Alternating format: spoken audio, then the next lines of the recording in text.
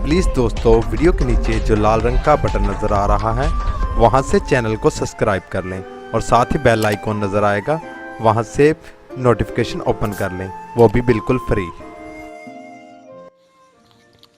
बिस्मिल्लाहिर्रहमानिर्रहीम। वो जगह जहाँ पहली वही नाजिल हुई और किस तरह हज़ूर अकरम सल्लल्लाहु अलैहि वसल्लम पर वही का आगाज़ हुआ।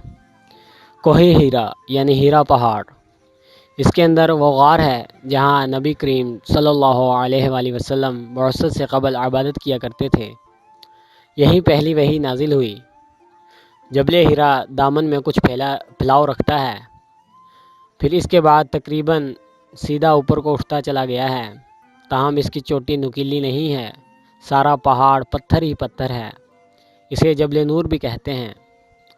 जबल नूर मक्का मुकरमा के मशरिक़ में तकरीबन 4.5 किलोमीटर दूर है।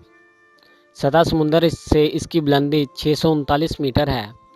ये मक्का से ताइफ जाने वाली सड़क से तकरीबन 200 मीटर हट कर है।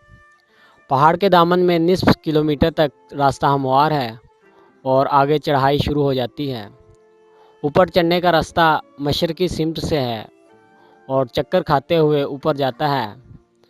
जबल हीरा और जबल सबीर एक दूसरे के मुकाबिल है, बिलमुकाबिल वाक़िया है। ताहम कोहे हीरा निस्बतन ज़्यादा बुलंद है। कोहे हीरा की चोटी पर एक स्याह रंग की झंडी नस्ब है। उसके बाद हम बात करेंगे गारे हीरा की। यह गार पहाड़ की चोटी पर नहीं बल्कि इस तक पहुंचने के लिए 60-70 मीटर नीचे मगरिब की सिमत जाना पड़ता है। नशेब में उतरकर रास्ता फिर बुलंदी की तरफ जाता है जहां गारे हीरा है। गार से चंद कदम पहले चट्टानी तख्तों ने रास्ता तकरीबन बंद कर रखा है। यहाँ पहाड़ 85 दर्जे का ज़ाविया बनाता है और दुबला पतला आदमी भी घिसटे बगैर आगे गार तक नहीं जा सकता। गार पहाड़ के अंदर नहीं बल्कि इसके पहलू में करीबन खैमे की शक्ल में और ज़रा बाहर को हटकर है। कमो पेश निस्फ मीटर मोटे पौने और 2 मीटर तक चौड़े और 3-4 मीटर लंबे टुकने चट्टानी तख्ते पहाड़ के साथ इस तरह टिके हुए हैं कि मुतसावी साकलैन मुसल्लस जिसे मुंह वाला गार बन गया है, जिसका हर ज़िला 2.5 मीटर लंबा और कायदा तकरीबन 1 मीटर है। गार की लंबाई 2 मीटर है और इसकी ऊंचाई आगे को बतदरीज कम होती गई है। पिछले हिस्से की तरह सामने का हिस्सा भी खुला है। गार का रुख ऐसा है कि सारा दिन में सूरज अंदर नहीं जा सकता, चनाचा दहाने से अंदर को तारीखी है, जिसके हजाब को चीर कर आँख आगे नहीं जा सकती। पहली वही का नाजिल होना। नबी करीम सल्लल्लाहु अलैहि वसल्लम जब 40 साल के हुए तो आप चंद रोज़ की खुराक साथ लेकर कोहे हीरा पर आते और इस गार में गौर व फिक्र और इबादत में मसरूफ़ रहते। यहीं एक रोज़ जिब्राईल अमीन नमोदार हुए और नबी सल्लल्लाहु अलैहि वसल्लम पर सबसे पहले वही नाजिल की, जिसके ज़रिए अल्लाह तबारक व तआला ने आपको आखिरी नबीउल ज़मान मबऊस किया।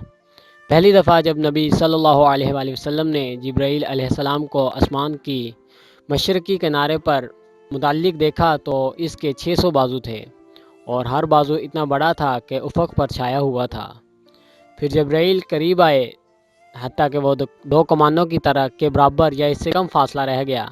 तब उन्होंने आपके जिस्म को भेज कर कहा, पढ़िए। आपने कहा, मैं पढ़ा हुआ नहीं। फरिश्ते ने आपको दोबारा भेजा और फिर पढ़ने को कहा। आपने फिर वही जवाब दिया। जिब्राईल अलैहिस्सलाम ने तीसरी बार भेज कर कहा, पढ़िए, तो आपने इनके साथ पढ़ना शुरू कर दिया। ये इब्तदाई वही सूरतुल अलक़ की 5 आयात पर मुश्तमिल थी। नबी सल्लल्लाहु अलैहि वसल्लम हीरा से कांपते हुए लरजते हुए घर पहुँचे और हज़रत खदीजा रज़ियल्लाहु तआला अन्हा से कंबल और रज़ाई ओढ़ने को कहा। फिर सारा वाक़या सुनाया और फरमाया, मुझे अपनी जान का डर है। हज़रत खदीजा रज़ियल्लाहु तआला अन्हा अपने अमज़ाद वर्का बिन नौफल को बुला लाई, जो मसीह होने के साथ बासे तौरात और अंजील के आलम थे। ورقہ نے آپ کی بات سن کر کہا یہ تو وہی ناموس فرشتہ تھا جو حضرت موسیٰ علیہ السلام پر نازل ہوا تھا، کاش میں اس وقت تک زندہ رہوں جب آپ کی قوم آپ کو مکہ سے نکال دے گی۔